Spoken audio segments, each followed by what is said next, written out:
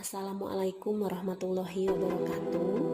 Saya Nurul Fauji Ahadiyat dari kelompok 4 angkatan 53 peserta Diklat Sarca CPNS golongan 10 tahun 2021 dari Kabupaten Purwakarta.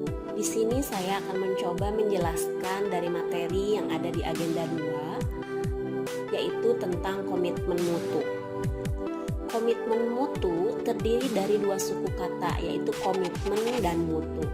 Komitmen dapat diartikan sebagai individu atau kelompok dalam janji atau komit dalam perbuatan. Sedangkan mutu adalah suatu standar kelayakan dengan ciri-ciri atau sifat. Jadi dapat disimpulkan bahwa komitmen mutu merupakan layanan aparatur dalam memberikan layanan kepada masyarakat dengan tujuan kepuasan masyarakat.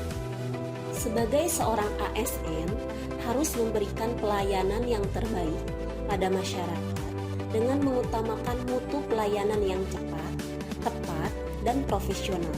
Senantiasa menjaga kualitas, bukan hanya kuantitas semata. Selanjutnya adalah nilai-nilai dasar komitmen mutu. Yang pertama ada efektivitas, kedua efisiensi, ketiga ada inovasi, dan yang keempat ada mutu. Efektivitas merupakan sejauh mana sebuah organisasi dapat mencapai tujuan yang ditetapkan atau berhasil mencapai apapun yang coba dikerjakan. Efisien merupakan jumlah sumber daya yang digunakan untuk mencapai tujuan organisasi. Efisiensi organisasi ditentukan oleh berapa banyak bahan baku, uang, dan manusia yang dibutuhkan untuk menghasilkan jumlah pengeluaran tertentu. Selanjutnya ada inovasi. Inovasi yaitu cara utama di mana suatu organisasi beradaptasi terhadap perubahan-perubahan di pasar teknologi dan persaingan. Mutu, adapun yang menjadi kebutuhan dan keinginan daripada konsumen.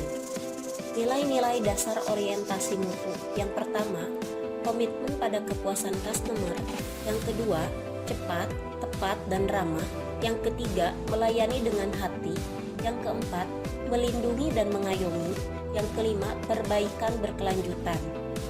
Selanjutnya, pendekatan inovasi. Inovasi barang dan jasa adalah cara utama di mana suatu organisasi beradaptasi terhadap perubahan-perubahan di pasar teknologi dan persaingan. Inovasi dapat diwujudkan dalam bentuk yang pertama produk, yang kedua layanan, yang ketiga metode kerja, yang keempat sumber daya. Selanjutnya cara berinovasi. Yang pertama penemuan, yaitu dengan cara mengkreasikan suatu produk, jasa atau proses yang belum pernah dilakukan sebelumnya. Yang kedua pengembangan, yaitu dengan cara mengembangkan produk, jasa atau proses yang sudah ada.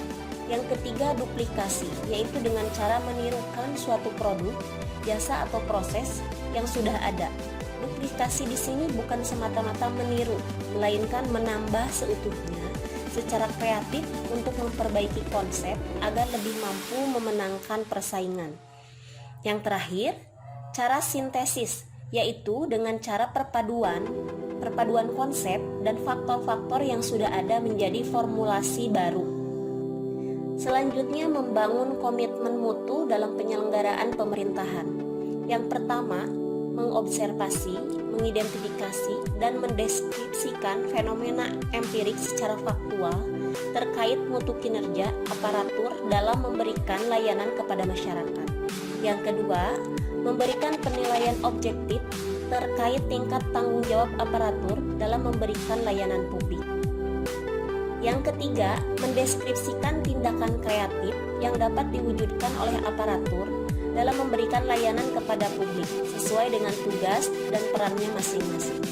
Yang keempat, menganalisis kendala terkait belum terwujudnya kreativitas kerja aparatur dalam mewujudkan inovasi layanan yang berkomitmen terhadap mutu.